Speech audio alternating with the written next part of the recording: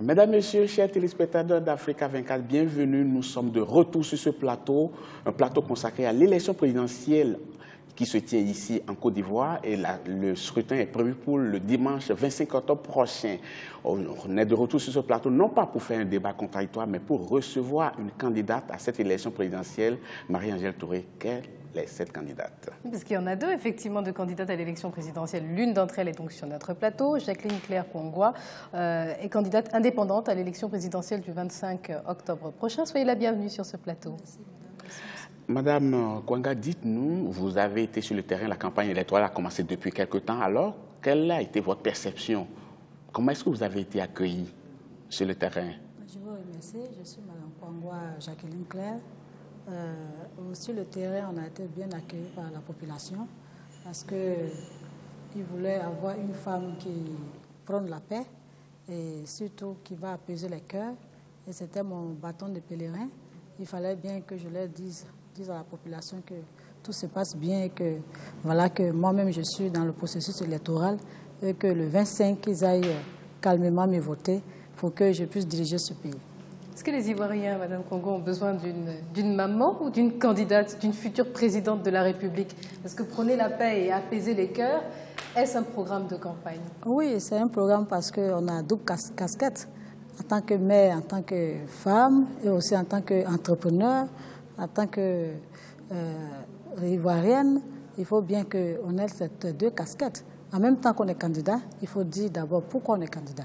On est candidat parce que la Côte d'Ivoire a traversé des moments très difficiles. Il faut bien leur dire que tout se passe bien parce qu'on a signé la charte la fois dernière au palais présidentiel. Il faut bien leur expliquer le sens de cette signature. Et puis en plus, j'allais dire nos projets de gouvernement, pourquoi je suis candidate. Et ils ont apprécié d'abord le fait qu'en tant que femme, je prône la paix. Ils se sont retrouvés en moi et ils sont très fiers du fait que j'ai pu oser être candidate cette année. Madame Kwangwa, au départ, il y avait 10 candidats. Aujourd'hui, il n'y en a que 8. 2 se sont retirés. Ils ont essayé de donner les raisons pour lesquelles ils se sont retirés. Comment est-ce que vous avez vécu ces désistements? Au fait, ça m'a un peu choquée parce que je me suis dit que c'est tout notre pays. Il fallait qu'on aille aux élections parce que personne ne gagne de se retirer. On a fait des réunions, on s'est compris, je pensais qu'on s'était compris, mais je pense que 8 c'est quand même la moyenne sur 10. Et nous 8, nous allons partir aux élections. Et à titre indicatif, comment avez-vous utilisé cette manne qui vous a été donnée, 100 millions de francs CFA, pour articuler votre campagne électorale? Je pense que c'est le droit des contribuables. C'est l'État de Côte d'Ivoire qui nous a donné ce fonds. Je pense que c'est un départ de la démocratie, un début de la démocratie. Et nous sommes toujours en train de pourparler parce qu'en principe, c'est vrai, c'est 100 millions, mais ça ne fait rien dans la cuvette. Mais nous souhaiterons qu'il essaie de revoir parce que moi, personnellement, en tant que femme, j'allais souhaiter de sillonner toute la Côte d'Ivoire pour pouvoir dire aux Ivoiriens que tout se passe bien et qu'il faille aller aux élections. Mais avec les 100 millions, c'est un départ, mais il fallait qu'il fasse un peu plus. Mais quand on se présente à une élection présidentielle, est-ce qu'on s'attend forcément à la main tendue du pouvoir sortant? Oui, mais c'est vrai qu'on a des moyens de commencer les élections, mais si la loi demande qu'il faut donner quelque chose aux candidats, mais qu'ils appliquent cette loi. Madame Kwangwa, avant d'aborder les thèmes forts de la campagne électorale sur le domaine de l'économie, de l'emploi, de la réconciliation, on va d'abord parler un peu de l'actualité, parce que cette campagne électorale, ce processus électoral a été quand même maillé de quelques contestations. Certains prônent une mise en place d'une commission électorale équilibrée, l'adoption d'un code électoral consensuel, l'établissement d'une liste électorale acceptée de tous et l'accès de tous les candidats aux médias d'État. Est-ce que vous vous retrouvez à travers ces revendications? Je pense que au niveau de toutes ces revendications, je pense qu'on a déjà traité tous ces sujets et à l'heure où nous sommes, nous ne devons plus revenir là-dessus. Nous devons aller auprès de la population pour dire quel est notre projet que nous devons mettre auprès de la population. Les revendications, ça devait se faire avant. Le lancement de de la campagne, au premier de la candidature, ce n'est pas aujourd'hui, c'est depuis 2014. Donc s'il y avait des revendications à faire, il faut faire avant 2014. Nous avons accepté d'aller déposer nos dossiers à la CEI, aller jusqu'à la PISAM, aller jusqu'au Conseil constitutionnel. Je pense que le plus important, c'est de dire qu'est-ce qu'on doit faire pour les Ivoiriens. Qu'est-ce qu'il faut faire pour les Ivoiriens? C'est le plus important. Donc, aucune critique à émettre vis-à-vis du processus électoral, du rôle de la commission électorale? La preuve est qu'ils viennent de repousser encore la date de retrait des 4 électeurs. Donc, on a dit que c'était court. Du coup, ils ont accepté. Et je demande chaque fois qu'on s'assied pour discuter. Parce que ça ne sert à rien de murmurer. Il faut s'asseoir et discuter, trouver une solution pour que la population qui attend le meilleur de nous puisse en profiter. C'est le plus important. Madame Kongwa, on va évoluer dans cette émission et parler d'abord économie. Le président Alassane Ouattara, après son bilan, affiche quand même un taux de croissance qui avoisine 2 chiffres, un peu plus de 9%, pour être plus précis. Alors, qu'est-ce que vous dites? Vous pouvez faire mieux? Si oui, comment est-ce que vous allez procéder? Quand on parle de taux de croissance, je pense que ça doit se vérifier dans le panier de la ménagère.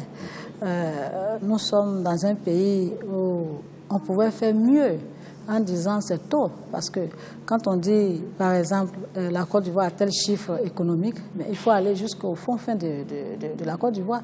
Aujourd'hui, les Ivoiriens ne mangent qu'une seule fois par jour, mais ça, ce n'est pas digne de la Côte d'Ivoire. Moi, je pense qu'il faut qu'on arrive ensemble à appliquer les tests selon ce qu'on pense. Aujourd'hui, vous partez au marché, tout est cher, l'éducation, etc., la santé, tout est cher. Les Ivoiriens ont tous les problèmes. Or, pourtant, nous sommes premiers producteurs du cacao, du café, etc. Non, il faut que ça se retentisse au niveau scolaire, etc. Mais aujourd'hui, on a tous ces problèmes. Et c'est pour ça que nous sommes là pour régler en tant que femmes, parce que nous sommes plus regardants sur ces facteurs. Les Ivoiriens n'arrivent plus à manger correctement. Et quand on ne mange pas bien, on tombe malade. Mais comment vous feriez, vous, justement, pour, par exemple, baisser le prix des denrées alimentaires? Oui, mais on va arrêter comment on appelle, assez de postes de police, de gendarmerie, parce que vous savez, quand tu dois prendre tes produits depuis, je prends un exemple, depuis le Mali pour arriver en Côte d'Ivoire, et qu'il y a au moins 10 barrages, c'est compliqué. Et nous allons arrêter tout ça. Nous allons faire un système de telle sorte que quand tu quittes au Mali, tu arrives en Côte d'Ivoire, peut-être 2 barrages. Oui. Quand vous parlez de barrage, vous évoquez peut-être la douane ou les taxes ou oui, les barrages? Oui, mais c'est ça les taxes. Parce qu'il faut que ça se fasse, comme on appelle, au niveau de la frontière. Une fois que tu payes tes taxes, c'est fini. Tu as un ticket. Tu peux rentrer jusqu'à Abidjan. À l'intérieur du pays? Oui, à l'intérieur du pays. Non. Là, on ne souhaite pas qu'il y ait de cette tracasserie. C'est-à-dire la police est là juste pour la sécurité de la population et non vérifier si tu as un ticket qui vient de la frontière. Il faut que ça soit valable et ça soit valable et normalisé. Parce que c'est là la facture normalisée. Une fois que tu donnes la facture normalisée, il est reconnu puisqu'il est en même temps informatisé. Et tu montes et puis tu passes comme une vignette de voiture. Et c'est comme ça qu'on veut faire. Mais d'un autre côté, quand même, l'État en place a pris pour option de subventionner quand même les produits de première nécessité. Mais apparemment, ça ne suffit pas toujours. Mais quels produits, par exemple? Les produits comme le riz, le sucre et autres. Mais en subventionnant, ça ne suffit toujours pas. Parce qu'en voulant subventionner, vous avez quand même aussi besoin d'argent pour faire évoluer, pour faire tourner le pays. Alors, quelle sera la stratégie? Parce qu'en supprimant les tracasseries policières seulement, ça ne suffit pas. Parce que les tracasseries policières, souvent, c'est de l'argent qui n'entre pas dans les caisses de l'État. Mais il faut trouver un endroit où puiser de l'argent afin de permettre aux gens... Mais nous sommes dans un pays carrément agricole. Vous savez, aujourd'hui, nous sommes premiers en cacao. Nous sommes premiers, je peux dire premiers ou deuxièmes en aviculture. Nous sommes pratiquement premiers en tout. On a un sous-sol qui est carrément vaste à exploiter. Et nous allons mettre l'accent sur ce secteur. Parce que si le cacao est bien payé, le café, etc. est bien payé, mais le planteur n'aura plus de problèmes pour pouvoir résoudre ces problèmes. Et c'est une mesure qui a été prise en la matière cette année. Oui, vous savez en Côte d'Ivoire que c'est rare de voir un planteur en train de boire le café parce que c'est mal payé. Comment on peut expliquer? Voilà. Il faut bien qu'on paye bien le cacao, le café, peut-être, je peux dire, à 1500 francs le kilo. Et puis, faire les routes pour que les produits soient évacués. Et le reste des finances, qu'est-ce qu'on fait de ça? Il faut expliquer à la population. Qu'est-ce qu'on fait? Ce n'est pas le cas? Oui, mais c'est ce que nous voyons. Il faut expliquer, il faut faire des tas, il faut expliquer le budget est allé dans quel secteur. Mais le budget de l'État est détaillé. Hein, oui, mais il est détaillé en milliards, mais il faut le sentir dans les zones rurales. Ah oui, c'est comme ça. Vous avez prévu instituer une pension aux veuves de victimes de guerre en Côte d'Ivoire. Expliquez-nous un peu la stratégie. Oui, vous savez, pendant la guerre, ce qui s'est passé, la guerre qui a frappé la Côte d'Ivoire depuis près de 14 ans, j'ai plus de 14 ans, les femmes ont été beaucoup victimes sur 3 secteurs. D'abord, elles ont été déshonorées parce qu'il y a eu des violations, etc. Elles ont en même temps perdu leurs enfants, leurs maris. Et puis, le côté finance, elles ont carrément reculé sur le côté économique. Et donc, c'est pour cela que nous allons recenser ces femmes pour leur donner les allocations familiales.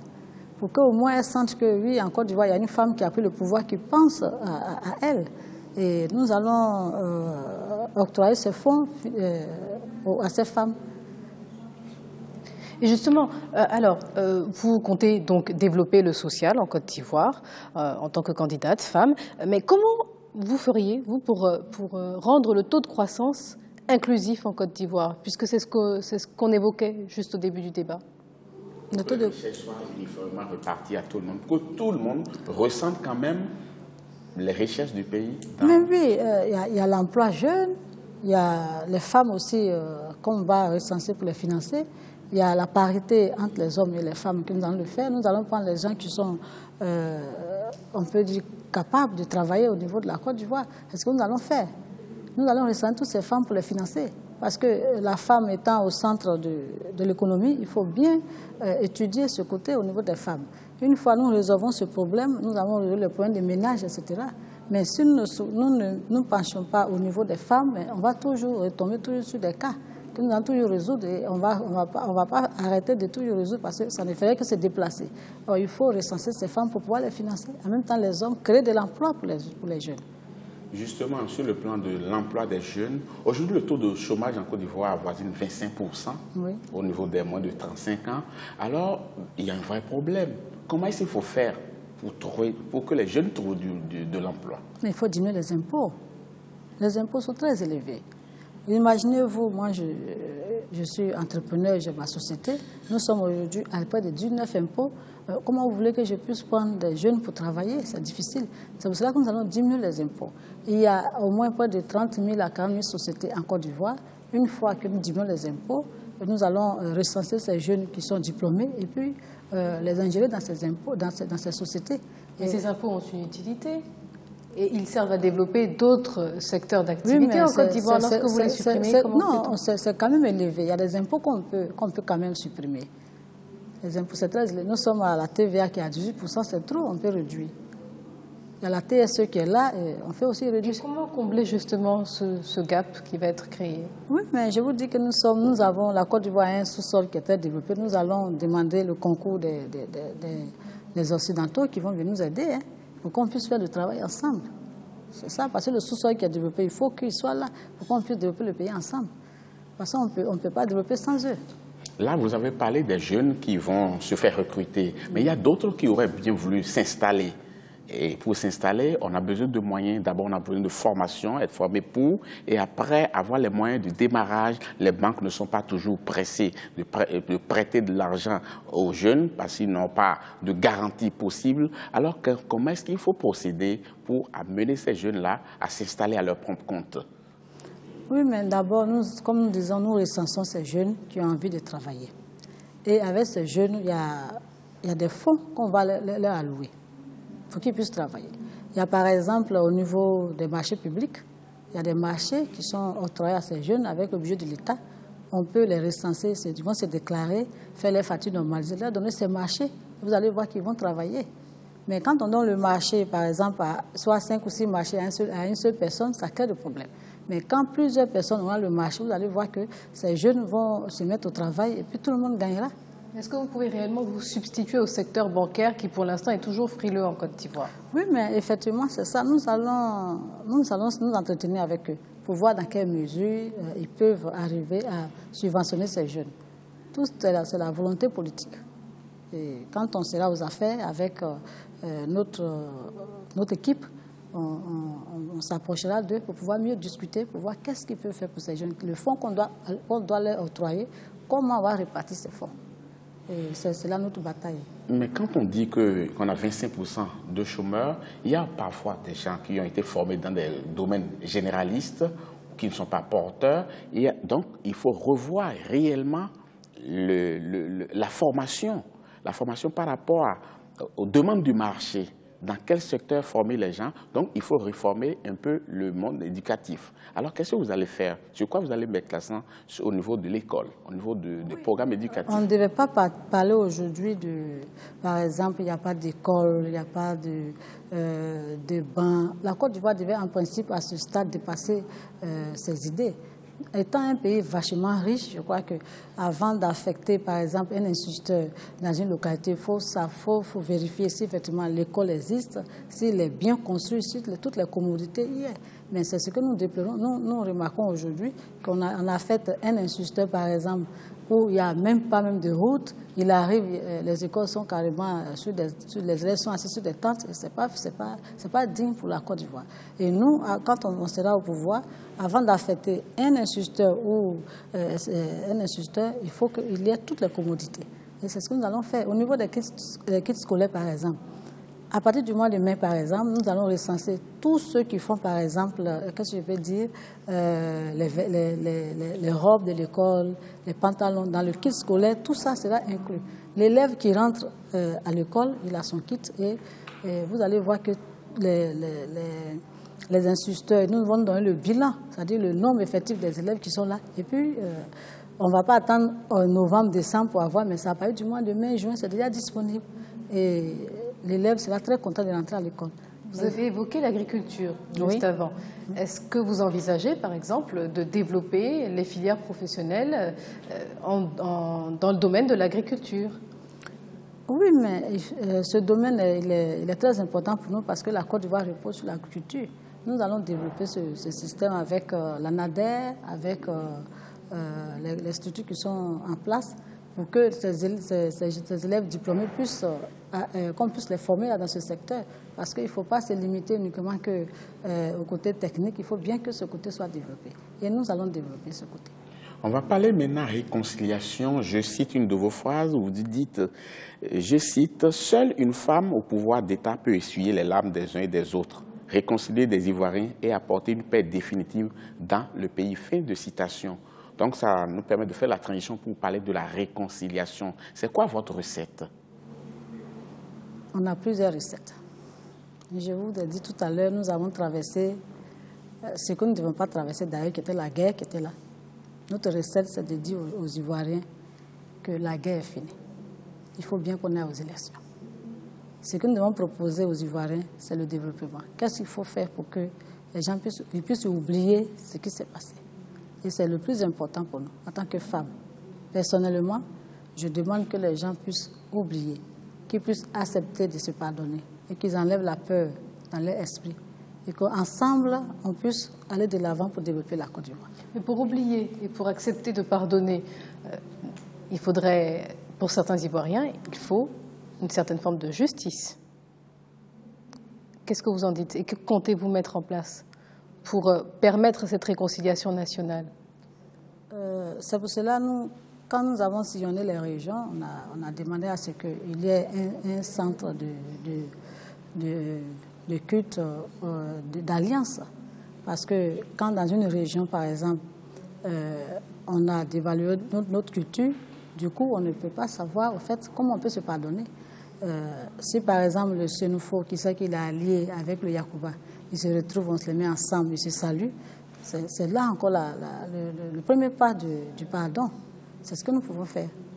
Nous allons passer par ce système et toujours les sensibiliser à se pardonner. On ne peut pas faire d'une autre manière, c'est la seule manière que nous pouvons faire, leur dire de se pardonner. Mais que répondez-vous par exemple à ceux qui demandent la libération de ce que certains considèrent comme étant des prisonniers de guerre et que d'autres considèrent comme étant des personnes qui ont porté atteinte à la sûreté de l'État? Non, ce côté, au niveau de ceux qui sont les prisonniers de guerre, nous n'avons pas assez de, qu'est-ce qu'il faut dire, trop penché sur ce côté. Parce que nous disons que quand nous allons arriver au pouvoir, nous allons discuter avec les institutions pour voir quelles mesures on va comment on appelle, les ramener au pays, par exemple ceux qui sont hors du pays, parce que si on doit diriger le pays, il faut bien qu'ils rentrent au pays. Il faut que tout le monde vienne pour pouvoir gouverner ce pays et diriger ce pays. Les autorités actuelles ont quand même mis en place une commission, la commission de dialogue, vérité et réconciliation, qui a travaillé pendant un certain nombre de mois, qui a déposé ses rapports. Mais apparemment, on a comme l'impression que la situation perdure, que les cœurs ne sont pas vraiment réconciliés, qu'on ne continue pas à se regarder un chien de faïence. Il va falloir innover. Il va falloir innover autrement. Il va falloir poser d'autres actes que ce que les autres ont fait. Alors, quelle est la spécificité de votre proposition, de votre recette? Bon, ce côté, il est un peu plus complexe, hein, parce que nous n'avons pas trop accentué notre projet de gouvernement à ce niveau, parce que, comme je vous ai dit, notre institution, nous allons approcher cette institution pour voir qu'est-ce qu'il faut amender, qu'est-ce qu'il ne faut pas amender. Et quand on sera là ensemble, comme vous êtes les journalistes, avec la société civile, nous allons nous asseoir pour vous que, ensemble, vous nous donnez des idées sur lesquelles on peut plus comprendre ce domaine.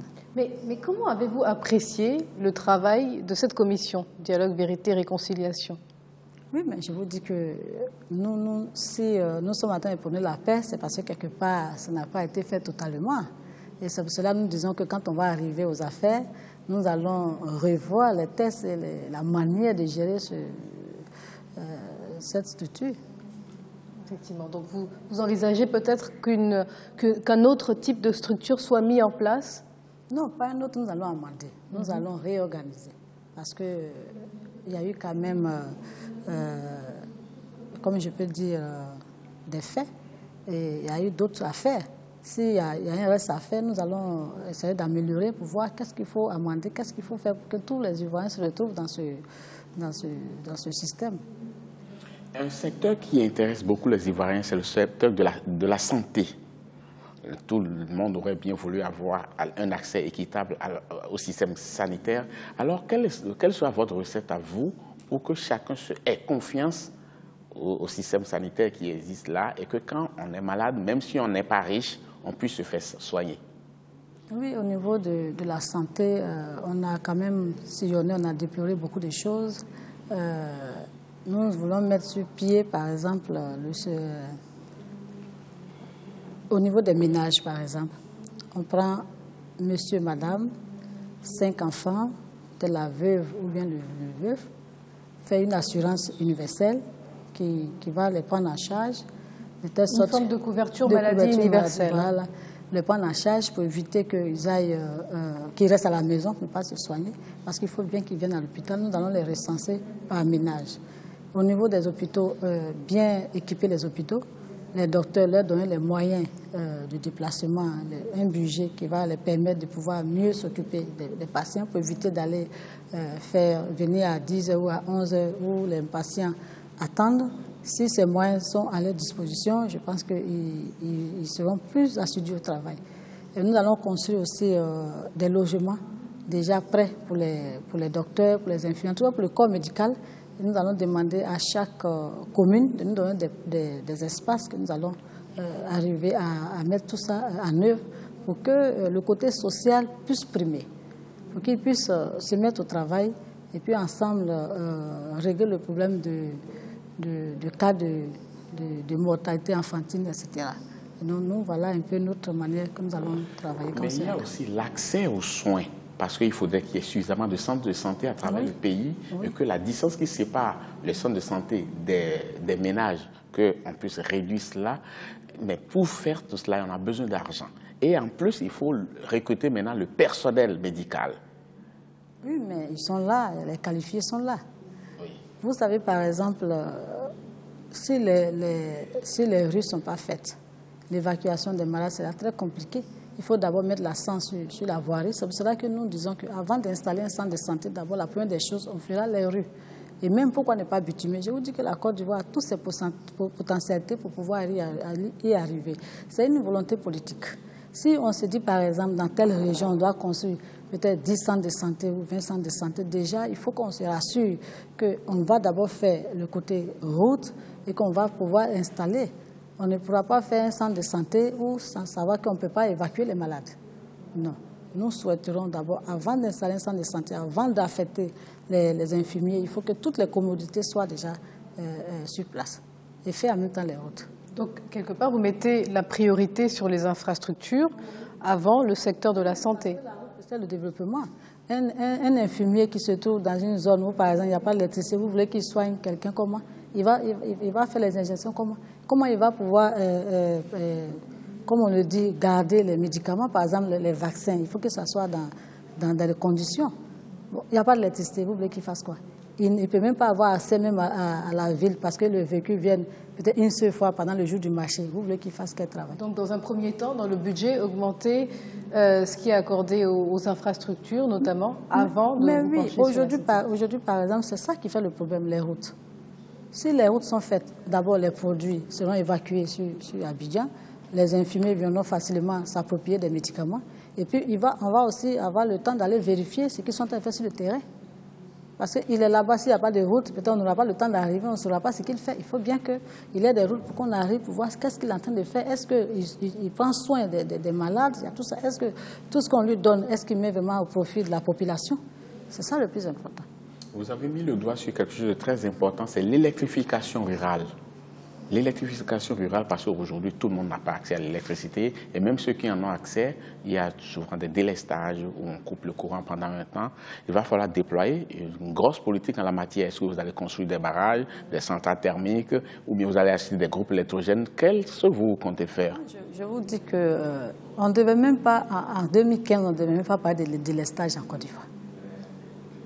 On ne devait même plus parler de ça. On devait parler au contraire de d'autres systèmes énergétiques. Nous allons arriver à revoir tous ces systèmes. Nous allons faire de telle sorte que dans chaque zone rurale, le courant, l'électricité sera gratuit. Dans tous les villages? Dans tous les villages. Ils en ont besoin. Vous imaginez, vous partez électrifier un village, vous mettez des poteaux, par exemple, des poteaux électriques. Pour avoir accès à la sécurité, etc., ce n'est pas moins de 50 à 60 000 francs. Mais le planteur, il se dit quoi? Je préfère aller m'asseoir sous le lampadaire. Or, si nous leur donnons gratuitement, en plus nous sommes des grands producteurs d'électricité, nous donnons dans d'autres pays. Pourquoi ne pas faire ce cas social aux femmes? Nuance, nous donnons, enfin, les Ivoiriens, la Côte d'Ivoire ne donnent pas, mais vend éventuellement. Vous dites? Vend, mais ne donne pas. Oui, mais ça vient de chez nous quand même. Effectivement. Ah oui, ça vient de chez nous, ça ne vient pas d'ailleurs. Même si on vend, ça dépend de la manière dont ça a été traité. Voilà. Donc, en principe, en Côte d'Ivoire, on ne devait pas avoir un village qui n'est pas électrifié. Avant qu'on donne, il faut bien que tout soit électrifié avant de donner. Et c'est ce que nous allons faire. Nous allons donner l'électricité gratuite dans les zones rurales pour qu'eux aussi puissent avoir accès à regarder France 24 aussi. Ou peut-être Africa 24. Voilà. Mais quand vous dites que vous n'allez pas, vous allez donner gratuitement, mais vous posez un gros problème parce que la société d'électricité a besoin quand même d'argent pour pouvoir fonctionner. Nous allons subventionner parce que quand nous allons subventionner, quand nous disons par exemple nous allons subventionner. Voilà, nous allons recenser tous ces villages qui en ont besoin et puis en fonction de ça, nous allons donner les subventions parce qu'on sait que c'est une société qui a besoin de pouvoir faire face à ces charges. Et vous n'optez pas éventuellement pour les énergies renouvelables ou pour le solaire dans les zones du nord de la Côte d'Ivoire? Oh oui, c'est déjà une bonne chose parce qu'avec l'énergie solaire, le coût des dépenses puisse diminuer, c'est vrai, mais nous allons arriver à subventionner ce secteur aussi, voir dans quelle mesure ça va aussi créer de l'emploi, parce que quand ils seront là au niveau des zones rurales, ça sera plus facile à utiliser aussi. Nous allons aussi penser à cela, mais comme c'est un domaine un peu plus complexe pour nous, nous allons avoir affaire à ces techniciens qui viennent nous dire qu'est-ce qu'il faut, quel est le coût pour qu'on puisse subventionner ce secteur aussi. Vous avez fait le tour du pays, vous avez fait des constats, vous avez vu des gens heureux comme vous en avez trouvé de malheureux. Certainement, vous avez envie de pousser un cri de cœur. Et je vous dis qu'à travers cette caméra, c'est tous les Ivoiriens que vous voyez, que ce soit de l'intérieur comme de l'extérieur, vous avez certainement un message à leur faire passer. Vous avez envie de leur dire peut-être pourquoi ils devraient voter pour vous et non pas pour les autres qui sont en course contre vous. Alors regardez cette caméra et adressez-leur le message de votre choix. Je voudrais dire merci d'abord à tous mes fans, comme on le dit, à tous les électeurs qui, dès que j'ai déposé ma candidature, qui ne cessent de me donner des conseils, des idées pour leur dire qu'il faut qu'ils me fassent confiance et que c'est l'année de Mme Kwangwa Jacqueline Claire, ensemble pour qu'on puisse diriger ce pays, qu'ils aillent le 25 me voter. J'ai assez de projets pour la Côte d'Ivoire et nous allons mettre la Côte d'Ivoire sur un développement fiable et aussi leur dire que je suis à leur écoute et que j'ouvre mes bras pour que tout le monde vienne en Côte d'Ivoire, les investisseurs, pour qu'on puisse travailler. Merci beaucoup, Madame Jacqueline Claire Kwanga. Marie-Angèle, ce sera tout. Oui, effectivement, donc on rappelle que vous êtes candidate indépendante à l'élection présidentielle du 25 octobre. Merci d'avoir participé à cette émission. On a besoin de votre voix personnellement pour que vous veniez me voter le 25. Encore faudrait-il que nous ayons nos cartes d'électeurs. Le carte d'électeur que nous devenions ivoiriens pour avoir nos cartes d'électeurs. En tout cas, merci beaucoup. Oui, et on va rappeler tout de même le thème de l'émission à suivre le 20 octobre, notre émission à compter de 19h30. Ça sera la santé et la couverture maladie universelle, justement on en parlait sur ce plateau. Mais avant cela, ne manquez surtout pas l'émission à suivre, le débriefing de l'émission qui vient de passer avec Thierry Ngougang et un certain nombre d'invités sur ce plateau. Merci à vous. Quant à vous, chers téléspectateurs, nous arrivons au thème de cette émission. Merci beaucoup de l'avoir suivi. Demain, ce sera certainement un autre candidat ou une autre candidate qui va venir sur ce plateau. On vous le dira au moment opportun. Merci beaucoup de nous avoir suivis. On vous donne rendez-vous demain pour un autre débat contradictoire. Mais avant, on cède le fauteuil à Thierry Ngougang, comme l'a annoncé Marie-Angèle Touré. À bientôt.